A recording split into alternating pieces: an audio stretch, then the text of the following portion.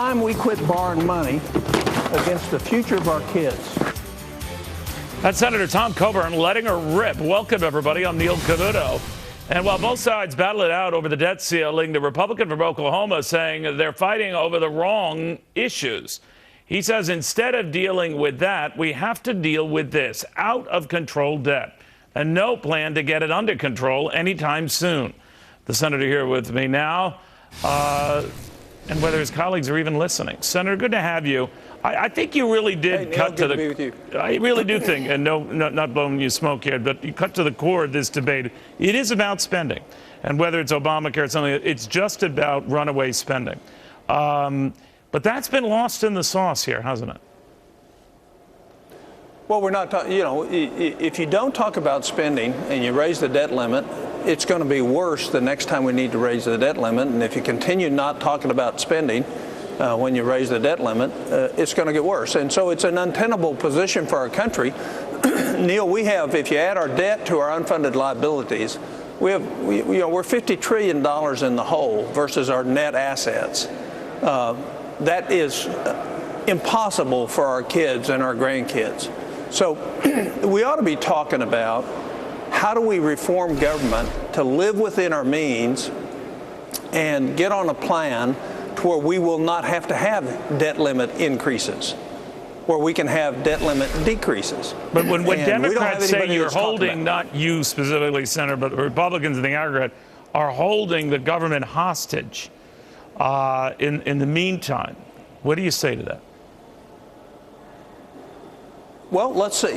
We're holding the government hostage because we agree with the vast majority of American people that Washington is out of control, is spending money that it doesn't have on things the American people don't need, and that we're saying we ought to trim that 10 or 12% and start living within our means. If that's hostage holding, I plead guilty. I want the future for our country, and I want us to quit kicking down the can down the road on making the hard decisions. Raising the debt limit without making the hard decisions lets the politicians off. They don't have to make the hard choices. And I'm saying in our country, it's time for us to make hard choices. Do you equate, and we need the leadership? But here, I just want to get very clear, sir. Do you equate pushing past that debt limit deadline, whether it's October 17th or soon thereafter, as going into default? You say we can prioritize our bills in the meantime, right? That's absolutely untrue. Moody's even said so today. Moody's said it won't affect our rating. So, you know, it's not going past the debt limit is not the same thing as default. We're not ever going to default on our interest payments or the redemption of our bonds. We're not going to do that. And what I think we ought to do is start acting like grown-ups and actually live within our means like every other American does. Neil, do you realize that most people don't get the privilege of being profligate spenders and then going to Chase or Bank America or CitiCard and say, raise my debt limit, will you please? They won't do it. And we shouldn't be doing it either, because what we're doing, we're saying we don't have the guts to make the hard choices today, so therefore we're going to lower the standard of living of the people that follow us. And right now, the median family income in real terms is at the same level it was in 1989, and we're going backwards.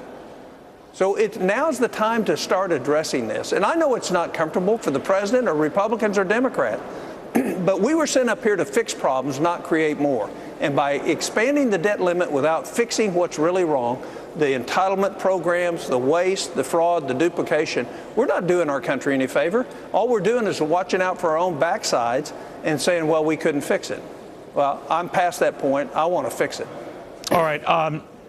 You know, many criticize the Tea Party movement within the House and the Senate, for that matter, that they're trying to push this defunding of Obamacare and push the nation to this brink.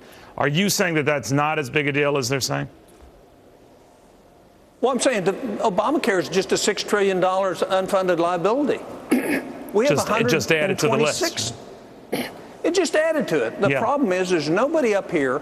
The vast majority of the career politicians in Washington don't want to make the hard choices to fix our country because they may not get reelected. And what I'd tell them is most people are going to vote you back in if you have the courage and backbone to stand up and make the hard choices, and then have the courage to go and explain why you had to do it. And so what if we lose some elections? Our country is at risk. Who cares about the politicians? Real quickly, then, this other measure that's moving around in the Senate, sort of a clean spending bill to keep the government operating through, I guess, Senator, the next election, the midterm elections next year. You would not sign on to that, I take it. A clean spending bill at $38 billion higher than what we promised the Americans in October of 2011, what we'd spend? No. Again, we're chiseling. We're lying to them about what the truth of what's in that bill. It's $38 billion more than what we said we would do.